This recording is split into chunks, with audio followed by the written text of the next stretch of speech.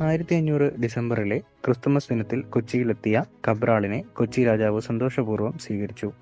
കൊച്ചിയിൽ കച്ചവടം നടത്താനുള്ള എല്ലാ സൗകര്യങ്ങളും അദ്ദേഹം പോർച്ചുഗീസുകാർക്ക് ചെയ്തു കൊടുത്തു. അവർക്ക് കൊച്ചിയിൽ ഒരു വ്യാപാരശാല നിർമ്മിക്കാൻ അനുവാദം നൽകിക്കൊണ്ട് കൊച്ചി രാജാവ് ഒരു ഉടമ്പടിയിൽ ഏർപ്പെട്ടു. കബ്രാൾ കൊച്ചിയിലായിരിക്കുമ്പോൾ കൊല്ലത്തും കണ്ണൂരും അനുകൂലമായ വ്യവസ്ഥകളിൽ ചരക്ക് കയറ്റാനുള്ള സൗകര്യങ്ങൾ വാഗ്ദാനം ചെയ്തുകൊണ്ട് അവിടുത്തെ രാജാക്കന്മാർ അദ്ദേഹത്തെ സൗഹൃദപൂർവ്വം ക്ഷണിച്ചു. കബ്രാളിന് കൊല്ലത്തേക്ക് പോകാൻ തരമായില്ലെങ്കിലും മടക്കയാത്രയിൽ കണ്ണൂരിറങ്ങി.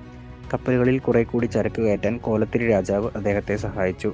കൊച്ചിയിൽ നിന്ന് കണ്ണൂരേക്കുള്ള യാത്രയിൽ കബ്രാളിന്റെ സംഘത്തെ സാമൂതിരിയുടെ സുശക്തമായ ഒരു നാവികപ്പട തടഞ്ഞു.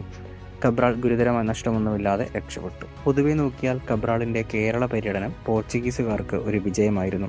ആ പര്യടനത്തിന്റെ ഫലമായി അവർക്ക് കൊച്ചി രാജാവിന്റെ ബന്ധുത്വവും കേരളക്കരയിലെ തങ്ങളുടെ വാണിജ്യപരവും രാഷ്ട്രീയപരവുമായ താൽപ്പര്യങ്ങൾ സംരക്ഷിക്കാൻ സഹായകമാവും വിധം ഒരു നല്ല തുറമുഖം പ്രയോജനപ്പെടുത്താനുള്ള സൗകര്യവും ലഭിച്ചു. കബ്രാൾ നാട്ടിൽ തിരിച്ചെത്തുന്നതിന് മുൻപ് തന്നെ ജാവോഡ നോവയുടെ നേതൃത്വത്തിൽ മൂന്നാമതൊരു പര്യടന സംഘം ഇന്ത്യയിലേക്ക് തിരിച്ചു കഴിഞ്ഞിരുന്നു. ജാവോഡ നോവയ്ക്ക് സാമൂതിരിയുടെ ശത്രുഭാവത്തെക്കുറിച്ച് നേരത്തെ അറിയാമായിരുന്നതുകൊണ്ട് അദ്ദേഹം കോഴിക്കോട്ടിറങ്ങാതെ കൊച്ചിയിലും കണ്ണൂര് മാത്രമേ കപ്പലടുപ്പിച്ചുള്ളൂ.